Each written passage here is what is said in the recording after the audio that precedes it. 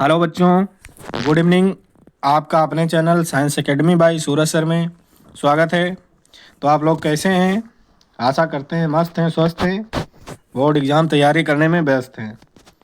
आप लोगों की तैयारी कैसे चल रही है? आशा करते हैं अच्छी चल रही होगी ना। तो अच्छे से पढ़िए। और हम चैप्टर 9 तक आप लोगों को बता चुके हैं इम्पॉर्टेंट क्वेश्चन। आज चैप्टर 10 का बताएंगे। ठीक, तो चलिए शुरू करते हैं। चैप्टर 10 मानव संसार, मानव नेत्र रंग बिरंगा संसार।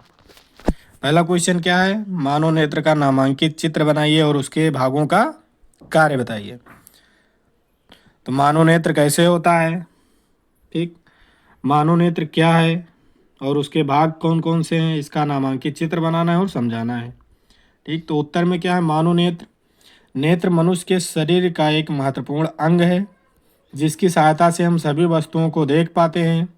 मानव की आंख एक फोटोग्राफिक कैमरे की भांति कार्य करती है। ठीक, तो ये आपकी क्या है? ये जो फिगर है ये मानव नेत्र का फिगर है। ठीक, तो मानव नेत्र के निम्नलिखित भाग होते हैं। जो इनके भाग होते हैं वो कौन कौन से होते हैं? दृढ़ पटल, ये दृढ़ पटल है। ठीक, इसका क्या कार्य होता है? तो समझिए पहले दृढ़ पटल होता क्या है। मानव नेत्र एक खोखले गोले के समान है। यह बाहर से एक दृढ़ व पारदर्शी श्वेत परत से ढका होता है। इस परत को क्या कहते हैं? दृढ़ पटल या श्वेत पटल कहते हैं। ठीक, इसके नेत्र के भीतरी भागों की सुरक्षा करता है। जो दृढ़ पटल होता है वो हमारे नेत्र के जो भीतरी भाग होते हैं उनकी क्या करता है? सुरक्षा करता है। ठीक, फिर क्या है? रक्त पटल। रक्त पटल क्या है? तो रक्त पटल दृढ़ पटल के भीतरी पृष्ठ पर एक काले रंग की झिल्ली लगी रहती है जिसे रक्त पटल कहते हैं। यह आपतित प्रकाश का अवशोषण करती है और रेटिना को पोषण प्रदान करती है। जो रक्त पटल होता है आपका वो कहाँ पाया जाता है? दृढ़ पटल के नीचे। दृढ़ पटल के नीचे जो ये ब्लैक ब्लैक लाइन दिख रही है ये क्या है? रक्त पटल है। ये क्या करती है? ये जो आपकी रेटिना है उसको क्या प्रदान करती है? पोषण प्रदान करती है। ठीक, रेटिना को क्या देती है? पोषण प्रदान करती है और प्रकाश का अवशोषण करती है। 3 क्या है? कार्निया। नेत्र के सामने श्वेत पटल के मध्य थोड़ा उभरा हुआ भाग पारदर्शी होता है। प्रकाश की किरणें इसी भाग से अपवर्तित होकर नेत्र में प्रवेश करती हैं। उसे क्या कहते हैं? कार्निया। जैसे ये आपका है आगे वाला भाग, जैसे ये जो है ये क्या है? कार्निया है। ठीक, ये आपका कार्निया है। ठीक, तो ये क्या करता है? प्रकाश की किरणें इसी भाग से अपवर्तित होकर नेत्र में प्रवेश करती हैं। ठीक, तो इसका कार्य क्या होता है? जो प्रकाश की किरण होती हैं उसे अपवर्तित होकर नेत्र में प्रवेश कराती है। ठीक, परितारिका कार्निया के पीछे एक रंगीन एवं अपारदर्शी झिल्ली का पर्दा होता है जिसके बीच में छिद्र होता है। इसका रंग अधिकांश काला होता है। उसे क्या कहते हैं? परितारिका। पुतली, परितारिका के बीच में छिद्र को पुतली कहते हैं। परितारिका की मांसपेशियों के संकुचन एवं वितरण से आवश्यकता अनुसार आकार कम या ज़्यादा होता रहता है। ठीक, जो पुतली होती है वो परितारिका के बीच में छिद्र होता है उसे क्या कहते हैं? पुतली कहते हैं। इसका क्या काम होता है? मांसपेशियों को संकुचन एवं आकार कम या ज़्यादा करना। ठीक, छठा है नेत्र लेंस। पुतली के ठीक पीछे पारदर्शी ऊतक का बना उत्तल लेंस होता है जिसे नेत्र लेंस कहते हैं। इसके पिछले भाग को वक्रता त्रिज्या अगले भाग की अपेक्षा अधिक होती है। इसका मध्य अपवर्तनांक लगभग 1.4 होता है। नेत्र लेंस मांसपेशियों के बीच टिका रहता है जिन्हें पश्चमाभ पेशियां भी कहते हैं। जो नेत्र लेंस होता है वो कुछ मांसपेशियों के बीच में टिका रहता है उसे पश्चमाभ पेशियां भी कहते हैं। ठीक, फिर 8वां है जलीय द्रव। कार्निया व नेत्र लेंस के बीच एक पतला द्रव भरा होता है। यह कार्निया व अन्य भागों को पोषण प्रदान करता है। इसका जो द्रव का अपवर्तनांक होता है वो 1.336 होता है। ठीक, तो ये क्या होता है? जलीय द्रव। काचाभ द्रव किसे कहते हैं? तो काचाभ द्रव नेत्र लेंस व रेटिना के बीच एक पारदर्शक गाढ़ा द्रव होता है जिसे क्या कहते हैं? काचाभ द्रव कहते हैं। दृष्टिपटल, दृष्टिपटल रक्त पटल के नीचे एक पारदर्शी झिल्ली होती है जिसे रेटिना कहते हैं, वस्तु से आने वाली प्रकाश किरणें कार्निया व नेत्र लेंस से अपवर्तित होकर रेटिना पर फोकसित होती हैं। रेटिना में अनेक प्रकार सुग्राही कोशिकाएं होती हैं जो प्रकाश ऊर्जा मिलते ही सक्रिय हो जाती हैं एवं विद्युत सिग्नल उत्पन्न करती हैं। ठीक। 10वां है आपका पीत बिंदु और अंध बिंदु। रेटिना के मध्य एक पीला भाग होता है जिसे पीत बिंदु कहते हैं। इसकी सुग्राहिता सबसे अधिक होती है। जिस स्थान पर प्रकाश की सुग्राहिता शून्य होती है उसे अंध बिंदु कहते हैं।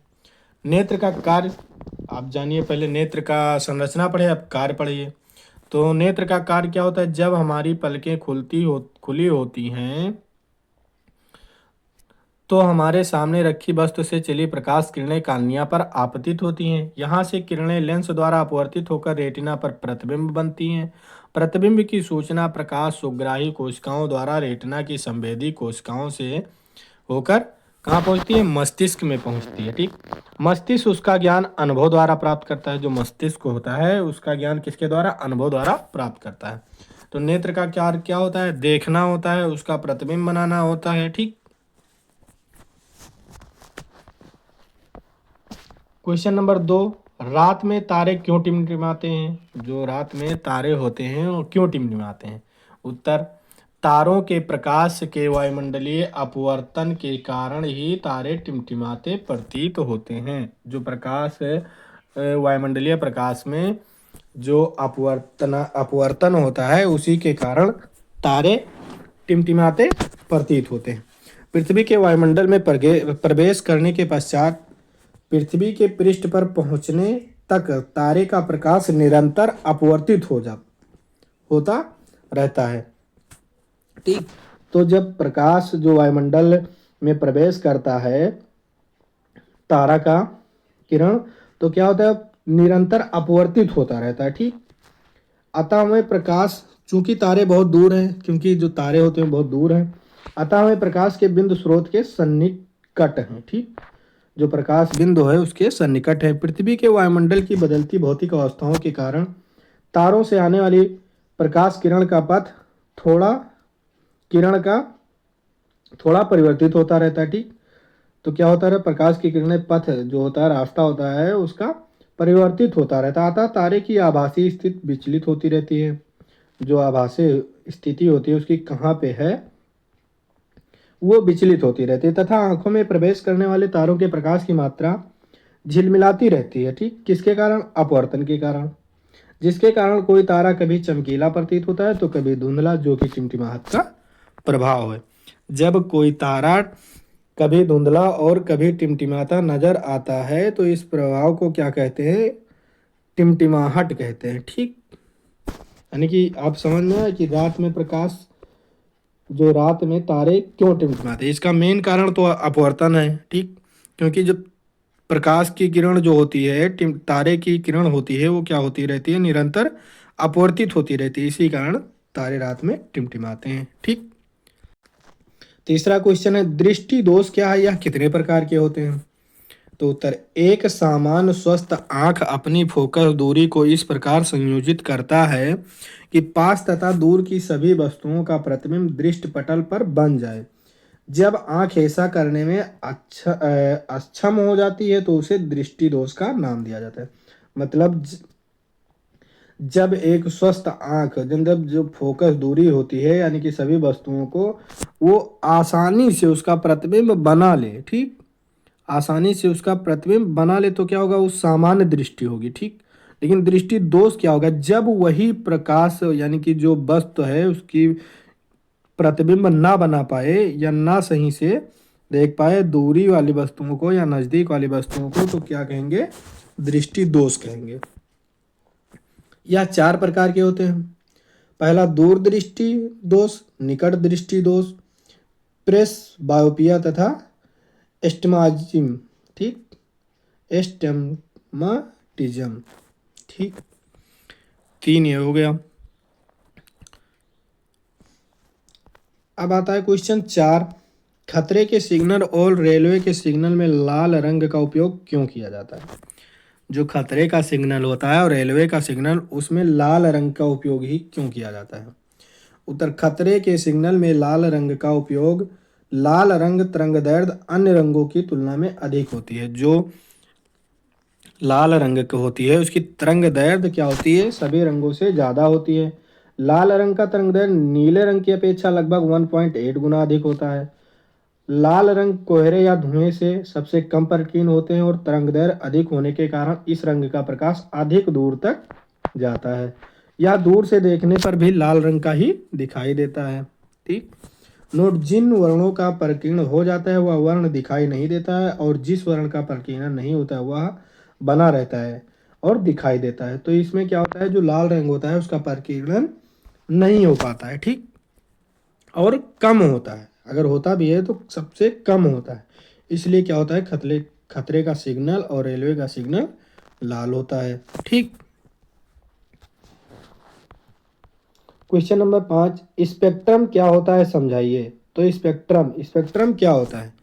उत्तर, स्पेक्ट्रम जब सूर्य का श्वेत प्रकाश किसी प्रिज्म से होकर गुजरता है तो विभिन्न वर्णों क्रम में विभाजित हो जाता है। प्रकाश के अवयवी वर्णों के इस बैंड को स्पेक्ट्रम कहते हैं।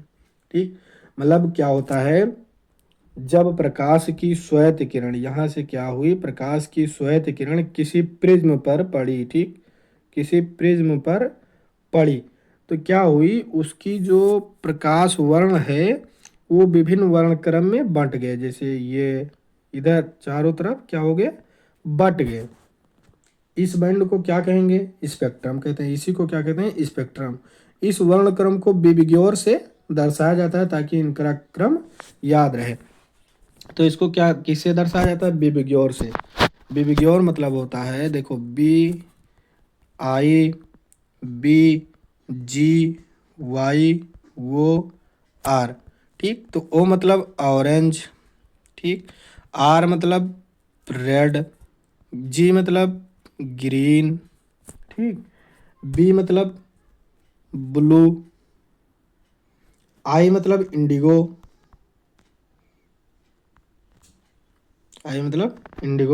B मतलब वायलट। ठीक। तो क्या हुआ, जो बिबिग्योर होता है वही इसको याद रखने का क्रम होता है स्पेक्ट्रम का। और स्पेक्ट्रम का मतलब क्या होता है, जब श्वेत प्रकाश किसी प्रिज्म पर पड़ती हैं तो क्या होता है, उसको अवयवी वर्णों के बैंड में बंट जाता है। इसको क्या कहते हैं, स्पेक्ट्रम कहते हैं। ठीक। स्पेक्ट्रम समझ में आ गया। ठीक।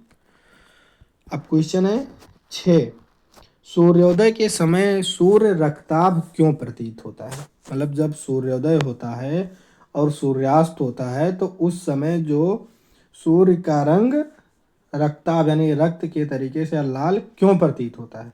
उत्तर, सूर्योदय तथा सूर्यास्त के समय सूर्य से आने वाला प्रकाश हमारे नेत्रों तक पहुंचने से पहले पृथ्वी के वायुमंडल में वायु की मोटी परत से होकर गुजरता है। मतलब ये होता है कि सूर्योदय और सूर्यास्त के समय सूर्य का प्रकाश जो होता है हमारे नेत्रों तक पहुंचने से पहले जो पृथ्वी के वायुमंडल में मोटी परत होती है उससे होकर उसको गुजरना पड़ता है। इस दौरान क्या होता है, इस दौरान जो तरंग दैर्घ्य से प्रकाश के अधिकांश भाग वायु में प्रकीर्ण हो जाते हैं। ठीक। जो कम तरंग दैर्घ्य प्रकाश होते हैं वो क्या होते हैं, अधिकांशतः वायुमंडल में प्रकीर्णन हो जाता है उनका। ठीक। इस प्रकार हमारे नेत्र तक पहुंचने वाला प्रकाश अधिक तरंगदैर्घ्य अर्थात लाल रंग का होता है। ठीक। तो सबसे ज़्यादा तरंगदैर्घ्य किसका होता है, लाल रंग। और जो कम तरंगदैर्घ्य वाले होते हैं उनका प्रकीर्णन हो जाता है, बल्कि लाल रंग तरंगदैर्घ्य ज़्यादा होता है इसलिए उसका प्रकीर्णन नहीं होता है। तथा क्या होता है, इसीलिए सूर्योदय तथा सूर्यास्त के समय सूर्य रक्ताभ प्रतीत होता है। इसी कारण क्या होता है, सूर्य जो होता है सूर्योदय के समय और सूर्यास्त के समय सूर्य लाल दिखता है। जैसे ये है, सूर्य है, ठीक, सुबह के समय शाम के समय। तो सुबह के समय क्या हुआ, इसकी जो प्रकाश की किरण है वो बीच में जो वायुमंडल है, एटमॉस्फेयर है, यहाँ से गुजर कर पृथ्वी पर पड़ता है। ठीक। और क्या होता है, जो वायुमंडल होता है उसमें जो प्रकाश, जो सूर्य के प्रकाश में जो अनेक रंग पाए जाते हैं वो क्या होते हैं, विकिरण हो जाते हैं, प्रकीर्ण हो जाते हैं। ठीक। प्रकीर्णन हो जाने के बाद जो सबसे ज़्यादा तरंग दैर्घ्य लाल रंग का होता है इसलिए वो का उसका प्रकीर्णन नहीं होता है। इसीलिए क्या होता है, सूर्योदय और सूर्यास्त के समय सूर्य का रंग लाल दिखाई देता है। ठीक, तो आज के लिए ही इतना काफ़ी है, और हम अगले वीडियो में बताएंगे। अगर वीडियो अच्छी लगी तो लाइक करें, कमेंट करें, शेयर करें और चैनल को सब्सक्राइब करें। धन्यवाद।